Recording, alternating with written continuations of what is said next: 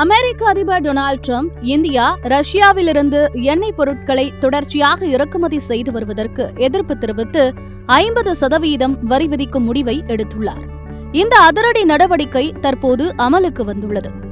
இந்திய அரசு இந்த வரி அதிர்ச்சியால் உள்ளூர் வர்த்தகம் பாதிக்கப்படாமல் இருக்கும் வகையில் பல்வேறு திட்டங்களை தீட்டியுள்ளது.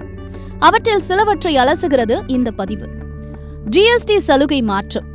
பிரதமர் நரேந்திர மோடி தலைமையிலான மத்திய அரசு உள்நாட்டு உற்பத்தியாளர்களுக்கு நிவாரணம் அளிக்கும் வகையில் ஜிஎஸ்டி விதிகளில் மாற்றம் செய்து சலுகைகளை அறிவித்துள்ளது.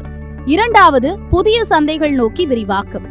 அமெரிக்க சந்தையை தவிர்த்து இந்தியா தனது டெக்ஸ்டைல்ஸ் மற்றும் பிற முக்கிய பொருட்களின் ஏற்றுமதியை ரஷ்யா, ஜெர்மனி, பிரிட்டன், ஜப்பான், தென்கொரியா, பிரான்ஸ், இத்தாலி, ஆஸ்திரேலியா, கனடா உள்ளிட்ட 40 நாடுகளுக்கு விரிவுபடுத்த திட்டமிட்டுள்ளது. தூதரக மட்டத்திலான பேச்சுவார்த்தைகள் ஏற்கனவே ஆரம்பிக்கப்பட்டுள்ளன. மூன்றாவது, தரம் மற்றும் புதுமையில் கவனம்.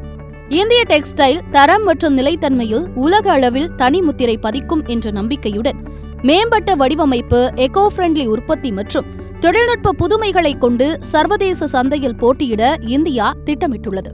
நான்காவது, உள்ளூர் தொழில் பாதுகாப்பு.